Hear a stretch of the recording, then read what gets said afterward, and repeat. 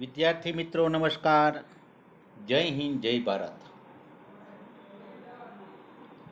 મિત્રો, આજે આપણે જે ટોપિક લેવા જઈ રહ્યા છીએ તેમનું નામ છે રિપોર્ટ રાઇટિંગ. રિપોર્ટ રાઇટિંગ વિશે મેં તમને ઘણું બધી વાત કરી દીધી છે, તો તે વિગતોને જાણવા માટે તમારે ભાગ નંબર 1 તમારે જોવો પડશે રિપોર્ટ રાઇટિંગનો. રિપોર્ટ રાઇટિંગને મેં 4 ભાગમાં વર્ગીકરણ કરેલું છે. તો પહેલા ભાગમાં રિપોર્ટ રાઇટિંગ લખતી વખતે કઈ કઈ બાબતો ધ્યાનમાં રાખવી, રિપોર્ટ કેવી રીતે લખવો, રિપોર્ટ કઈ કઈ જગ્યાએ ઉપયોગી થાય છે, આ બધી વિગતો મેં એટલું વિસ્તારથી સમજાવેલી છે. તો હવે આજે આપણે રિપોર્ટ રાઇટિંગમાં એક બીજી એવી જે કી જોવા જઈ રહ્યા છીએ, તે જે કી છે કેમ્પની. કોઈ પણ રિપોર્ટની પાછળ કેમ્પ શબ્દ આવતો હોય તો તેને માટેની આ કી આપણે જોશું.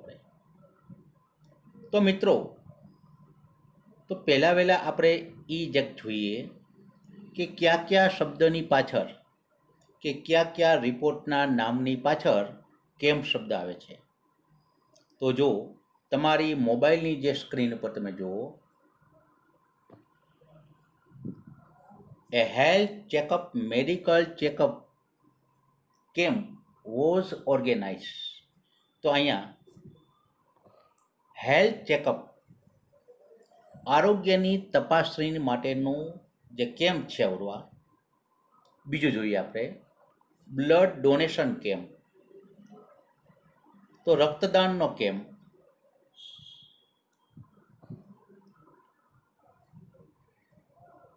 તો આવી રીતે આ બે રિપોર્ટની પાછળ કેમ્પ શબ્દ લાગે છે. અને એ સિવાય ઘણા બધા રિપોર્ટો એવા છે કે તેની પાછળ પણ કેમ્પ શબ્દ લાગે છે. તો સારું મિત્રો, હું વધારે કે વિશેષ કાંઈ વાત નહીં કરું. હવે હું રિપોર્ટની શરૂઆત કરીશું. તો પહેલા વિભાગમાં જોયું હતું ને કે આપણે કોઈ પણ એક વિષયને પહેલાં ધ્યાનમાં લેવો પડશે. તેનું કારણ એ છે કે અહીં હું તમને રિપોર્ટની જે કી આપું છું, એ કીની જે શરૂઆત એટલે કે ઇન્ટ્રોડક્શન, પ્રસ્તાવના, અને હું તમને એનો એન્ડ આપી દઉં છું. આ જે રિપોર્ટની શરૂઆતમાં અને એના અંત ભાગમાં તમારે માત્ર ખાલી જગ્યા પૂરવાની રહેશે. તો સારું મિત્રો, બ્લડ ડોનેશન કેમ્પ એ આપણો મેઇન વિષય છે. બધા વિદ્યાર્થીનું ધ્યાન રિપોર્ટમાં હોવું જોઈએ. Yesterday was big day for us. ગઈકાલે અમારા માટે એક મોટો એવો દિવસ હતો. હવે અહીંયા રિપોર્ટનું નામ ખાલી જગ્યામાં, તો ત્યાં કયો રિપોર્ટ છે બાળકો? તો ત્યાં રિપોર્ટ છે બ્લડ ડોનેશન કેમ્પ. લખી નાખો ત્યાં. તો blood donation camp was organize by our school. અમારી સ્કૂલ દ્વારા બ્લડ ડોનેશન કેમ્પનું આયોજન કરવામાં આવ્યું હતું. It was arranged. It was arranged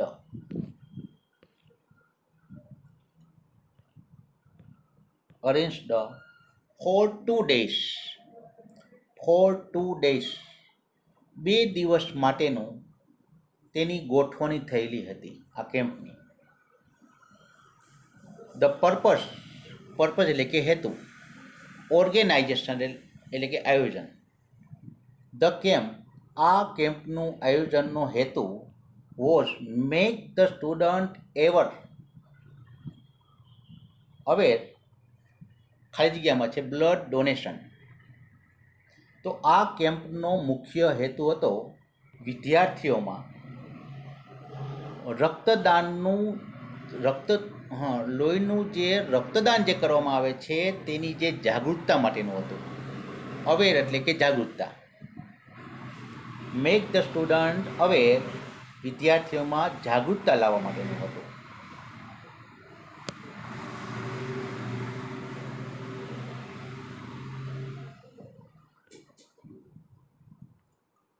બે મિનિટ બાળકો.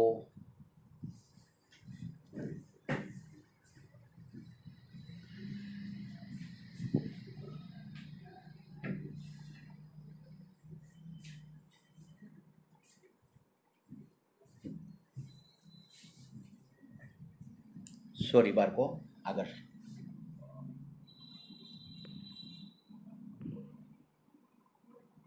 તો બાળકો, ખાલી જગ્યામાં તમારે રિપોર્ટનું નામ લખી નાખવાનું. Blood donation camp.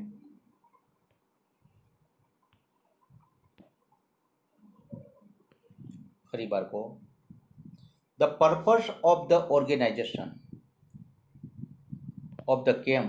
આ કેમ્પનું મુખ્ય જે હેતુ હતો, આયોજનનો મુખ્ય હેતુ હતો, was to make student aware, વિદ્યાર્થીઓમાં જાગૃતતા લાવવાનો હતો. રિપોર્ટનું નામ કે ભાઈ blood donation camp. After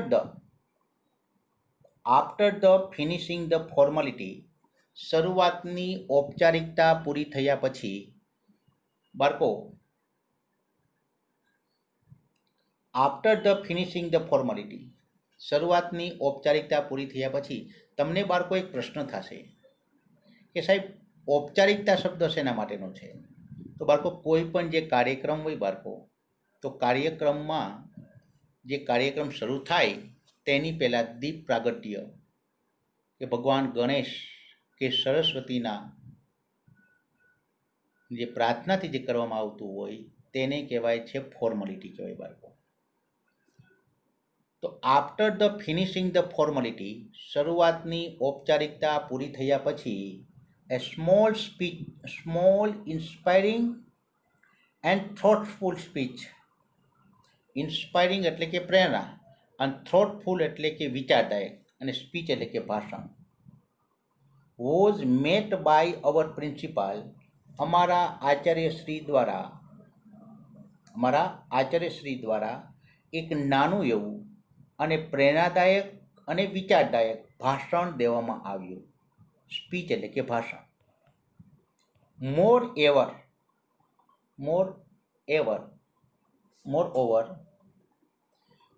ever, વળી કે ઉપરાંત, સમ નેસેસરી ઇન્સ્ટ્રક્શન, કેટલીક જરૂરી એવી જે સૂચનાઓ, and tips were given to the student. Moreover, વળી કે ઉપરાંત, સમ નેસેસરી, કેટલીક જરૂરી એવી, ઇન્સ્ટ્રક્શન એટલે કે સૂચનાઓ, and tips were given to student, વિદ્યાર્થીઓને જરૂરી એવી જે સૂચનાઓ અને ટિપ્સ દેવામાં આવી હતી. બાળકો, ટિપ્સ કોને કહેવાય?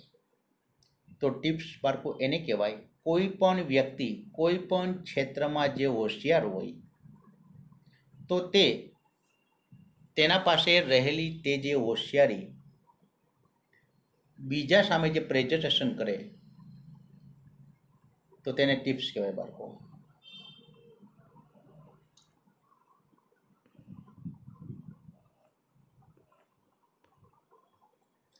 All were in Jolly mood, સૌ કોઈ લોકો હરખમાં હતા.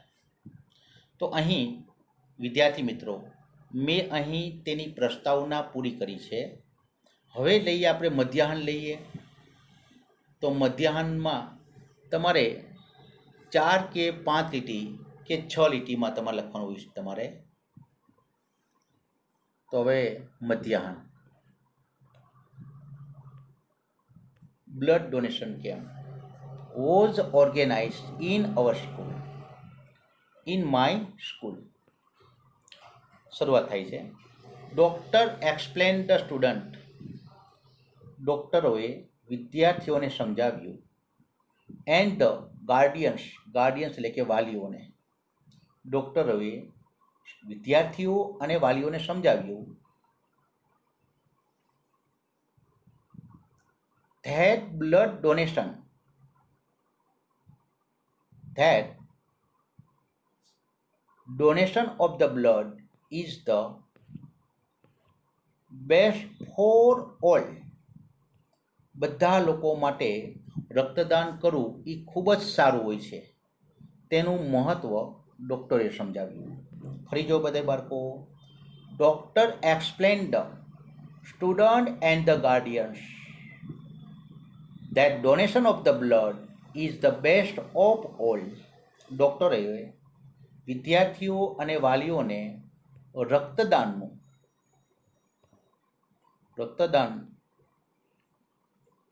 મહત્ત્વ સમજાવ્યું. They also say that તેઓએ એમ પણ કહ્યું કે somebody's life can be saved with that. તે જે ડૉક્ટરોએ they also say that તે ડૉક્ટરોએ એમ પણ કહ્યું કે રક્તદાન દ્વારા કોઈ વ્યક્તિનું જીવન પણ બચાવી શકાય છે.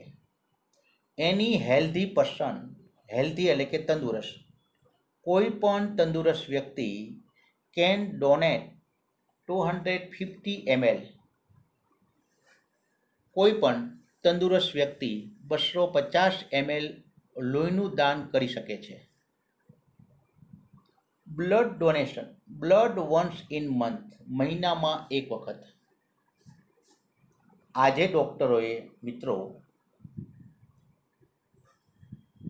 વિદ્યાર્થીઓ અને વાલીઓને એમ પણ સમજાવ્યું કે કોઈ પણ તંદુરસ્ત વ્યક્તિ મહિનામાં એક વખત 250 ml લોહીનું દાન કરી શકે છે. આફ્ટર 1 hour, 1 કલાક પછી 120 bottles of the blood were gathered. આજે કાર્યક્રમની જે શરૂઆત થઈ તેની 1 કલાક પછી 120 બોટલ લોહીનું જે દાન તે એકત્ર કરવામાં આવ્યું હતું.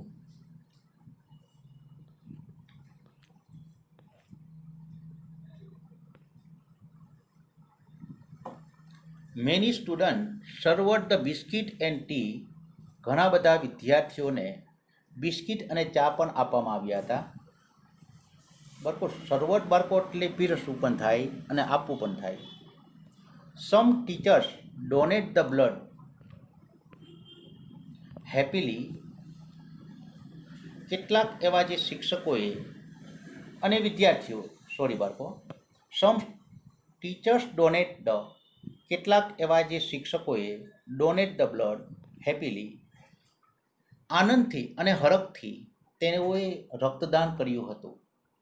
તો તમે જોયું મિત્રો કે વિષય વસ્તુ તમે જોઈ, તમે વિષય વસ્તુમાં તમારે કોઈ પણ અન્ય જે સાહિત્ય હોય તેમાં જે મહત્ત્વની લાગતી જે બાબતો હોય તેની નીચે તમારે અંડરલાઇન કરી નાખવાની, તમારે એને હાઇલાઇટ તમારે કરી નાખવાની. અને જે લીટી સરળ લાગતી હોય કે જે તમને યાદ રહી જતી હોય તેવી જે લીટી તમારે વારંવાર તમારે વાંચવી, જેથી કરીને પરીક્ષામાં તમે ખૂબ સરસ રીતે તમે પરફોર્મન્સ તમે બતાવી શકો.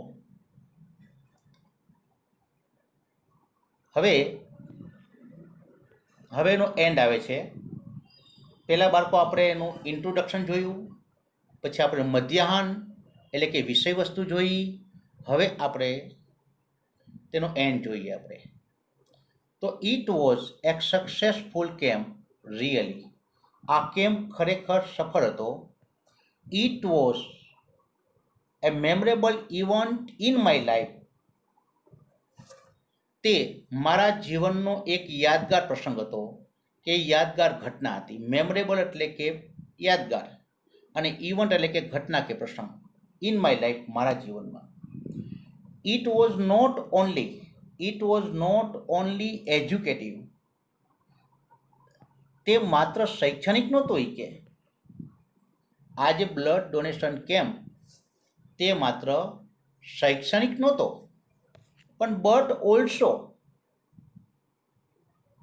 ઇન્ફોર્મેટિવ, પણ માહિતી દર્શક પણ હતો. આ જે કેમ્પ તે માત્ર ને માત્ર ખાલી શૈક્ષણિક નહોતો, બટ ઓલ્સો પણ એ ઉપરાંત ઇન્ફોર્મેટિવ કેમ્પ ફોર અસ, અમારા માટે તે માહિતી દર્શક પણ હતો. I never forget this camp, હું આ કેમ્પને કદી પણ ભૂલીશ નહીં. I never forget this camp, I never forget, હું કોઈ દિવસ ભૂલીશ નહીં. This camp will be organize again and again. ફરી બાળકો, this camp will be organize again and again. તો અહીંયા બાળકો તમે એક લીટી તમે એમાં ઉમેરી શકો, આઈ હોપ ધેટ, હું તેવી આશા રાખું છું. ધીસ કેમ્પની આગળ બાળકો આ એક લીટી તમે ઉમેરી શકો છો. ત્યાં બાળકો પૂર્ણ વિરામ આવશે બાળકો ફોરગેટ પછી. આઈ હોપ ધેટ, હું એવી આશા રાખું છું કે ધીસ કેમ્પ, આ જે camp will B organised again and again, વારંવાર આ પ્રકારના કેમ્પનું આયોજન થતું રહેશે. હું એવી આશા રાખું છું. તો મિત્રો, અહીં હું રિપોર્ટને પૂર્ણ કરું છું. તો તમે જોયું બાળકો કેટલું સરળ અને સાદી ભાષામાં છે. તો મિત્રો, આ જે રિપોર્ટ મેં તમને ભાગ નંબર પહેલામાં આની વિસ્તારપૂર્વક વાત કરેલી છે કે તે ધોરણ 10મું, 11મું, 12મું, ઇવન કોલેજ અને ઇવન ત્યાં સુધી બાળકો સ્પર્ધાત્મક જે પરીક્ષાઓ જે છે બેન્કિંગ કે જીપીએસસી પરીક્ષા ક્લાસ 2 અધિકારી માટેની, એમાં પણ આ પોઈન્ટને વિશેષ મહત્વ આપવામાં આવેલું છે. તો સારું, આભાર.